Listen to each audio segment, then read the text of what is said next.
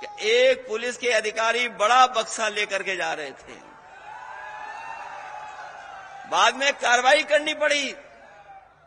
और सच्चाई तो ये है कि इतनी लूट कभी किसी सरकार में नहीं हुई होगी जितनी लूट इस सरकार में हो रही है। जब 100 नंबर बनाया गया था पुलिस के लिए, तो इसलिए बनाया गया था कि गांव गरीब दूर दराज जो रह रहा है, अगर संकट और परेशानी में है तो वो अगर फोन मिलाएगा तो पुलिस उसके पास पहुंच करके मदद करेगी। लेकिन सरकार ने जब से 100 से 112 किया है, अपनी पुलिस ने भी रेट बढ़ा लिया है। और अब ये 100 नंबर 112 मदद नहीं कर रही है, दोनों पार्टियों को उठा करके थाने में ले जाने और तब जाकर के हिसाब किताब हो रहा है थाने में जाकर के। सोचो ये स्थिति पैदा हो गई। और यही नहीं, आप आंकड़े निकाल करके देख लीजिए, हमारी बहनों ने, हमारी माताओं ने इतना कभी आत्मदाह के लिए लखनऊ नहीं जाना पड़ा होगा। लखनऊ में मुख्यमंत्री जी को खुद नई एक टीम तैयारी करनी पड़ गई। एक नई टीम तैयार की है कि जिससे कोई आत्मदाह करने लखनऊ में ना आ जाए। कहीं न्याय नहीं मिल रहा है, कहीं किसी की सुनवाई नहीं। और इसलिए आप आंकड़े निकाल लेना, सबसे ज्यादा आत्मदाह करने बेटियां या महिलाएं कहीं गई हैं तो लखनऊ में जाकर के मुख्यमंत्री आवास के सामने न्याय मांगने गई हैं। इसलिए हम इस समय पर आपसे, क्योंकि बहुत देर हो गई, हम लोगों को बहुत दूर जाना भी है, वापस फिर जाना है। मैं कहां से चलता हुआ आ रहा हूं और मैं इसलिए चल करके आया, और मैं चल के आता भी, कोई भी रुकावट पैदा होती लेकिन तब भी मैं आपके बीच में आता और अपनी बहन के लिए वोट मांगने आता। इसलिए समाजवादी साथियों, मैं आप सबसे अपील करने आया हूं। वैसे तो अगर हम प्रतिशत के हिसाब से चुनाव का परिणाम जाने तो 100% इस बार समाजवादी पार्टी बाई इलेक्शन जीतने जा रही है।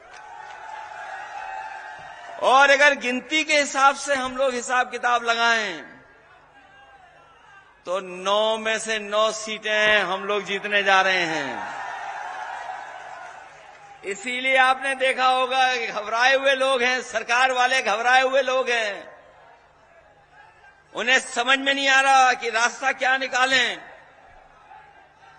जिन्हें सरकार चलानी चाहिए थी, जिन्हें सरकार चलानी चाहिए थी, वो बुलडोजर चला रहे थे। और ये पहली बार हुआ होगा इतिहास में कि जहां पर सुप्रीम कोर्ट ने, न्यायालय ने बुलडोजर को गैराज में खड़ा कर दिया। न केवल बुलडोजर को गैराज में खड़ा कर दिया, बल्कि सरकार पे जुर्माना भी लगा दिया कि जुर्माना देगी सरकार। और जुर्माने के साथ साथ सुप्रीम कोर्ट ने यह भी कह दिया कि जो ऐसे अधिकारी हैं जिन्होंने नियमों का पालन नहीं किया है, उनके खिलाफ भी कड़ी से कड़ी कार्रवाई होगी। तो सोचिए, बुलडोजर गैराज में खड़ा हो गया कि नहीं हो गया। और याद रखना, इस रिजल्ट के बाद और महाराष्ट्र के परिणाम के बाद जो लोग समाज में अंदर ही अंदर बारूद की सुरंग खोद रहे थे, उन्हें यही नहीं पता है कि अंदर ही अंदर उन्हीं के लोग सुरंग खोद करके कुर्सी छीनना चाहते हैं। जो लोग समाज में सुरंग खोद रहे हैं, उनकी भी कुर्सी जानी, उसके लिए भी सुरंग खुद गई है। इसीलिए घबराए हुए हैं। सब कुछ लगा दिया है कि चुनाव जीत लें। जब जनता साथ नहीं दे रही है तो अधिकारी लगा दिए, सुनने में आया है। हम तो उन अधिकारियों से कहेंगे, क्या रखा है आईपीएस और आईएएस में? अरे छोड़ो कुर्सी, हम भी इंजीनियर हो जाते, हम भी इंजीनियर नहीं बने, हमने भी कुर्ता पजामा पहन लिया और लाल टोपी लगा ली। हम आपसे भी कहेंगे, बड़ा शौक है वोट डालने का, वोट डलवाने का, रोकने का, तो कुर्ता पजामा सिलवा लो। उधर थोड़ा दिक्कत होगी टोपी पहनने में, हमारे संग लाल टोपी लगा लो। ये अभी जो खुशामद आप कर रहे हो, उस खुशामद से कुछ मिलने वाला नहीं है, क्योंकि वो सरकार गिरने वाली है, चलने वाली सरकार नहीं है। बीजेपी ढलान पे है और पीडीए चढ़ान पर है। ये पीडीए वाले प्रोग्रेसिव सोच के हैं, पॉजिटिव सोच के हैं। हम लोग पुल बनाते हैं, लोगों को जोड़ते हैं। ये भारतीय जनता पार्टी के लोग लोगों में दूरियां बनाते हैं, लोगों को दूर करते हैं। इसलिए इनके चलने वाली नहीं है इस बार। ये उपचुनाव भाजपा वाले हारने वाले हैं, ऐतिहासिक वोटों से हारेंगे। इसलिए मन बनाइए आप लोग। मन बनाया हुआ है, पक्का कि नहीं बनाया मन आपने? और सावधान रहकर के मतदान करोगे कि नहीं करोगे? अगर आपको एक बार रोकें तो दोबारा वोट डालने आओगे कि नहीं आओगे आप? और दोबारा रोकें आपको तो तीसरी बार डालने आओगे नहीं आओगे? हम भी आपके बीच में रात में आए और आप भी इंतजार करते रहे। बताओ, इतना इंतजार करोगे वोट डालने के लिए कि निकलोगे? और इन्होंने तो नोटबंदी में हमें आपको लाइन में लगवाया, डीएपी के लिए लाइन में लगवा रहे हैं। बताओ, वोट डालने के लिए लाइन में लगोगे कि नहीं लगोगे? अब चुनाव में कुछ समय तो बचा नहीं है। उपचुनाव में कितना दिन है बताओ? अब तो कुछ भी नहीं बचा है। 20 तारीख को मतदान होना है और याद कीजिए 13 तारीख को मतदान होना था।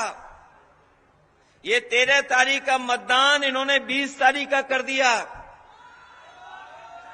ये चुनाव टाला इन्होंने, और ये चुनाव इसलिए टाला इन्होंने क्योंकि त्योहार के समय पर बहुत सारे लोग छुट्टी लेकर के आए थे, अपना त्योहार मनाने आए थे। इस त्योहार में खुशियां नहीं मनाई गई क्योंकि महंगाई इतनी थी, इतनी परेशानी में त्योहार मनाया लोगों ने। महंगाई को लेकर के बहुत परेशानी थी। जो दूर दराज नौकरी रोजगार कर रहे थे दूसरे प्रदेशों में, देश के दूसरे हिस्सों में, वो इस बार उत्तर प्रदेश आए थे त्योहार के समय पर। कई लोगों ने अपनी छुट्टियां बढ़वा ली कि 13 तारीख को वोट डाल करके जाएंगे, और जो छुट्टी बढ़ाने की भनक उन्हें पड़ गई भारतीय जनता पार्टी के लोगों को कि ये 13 तारीख को वोट डालेंगे और हरा देंगे बीजेपी को।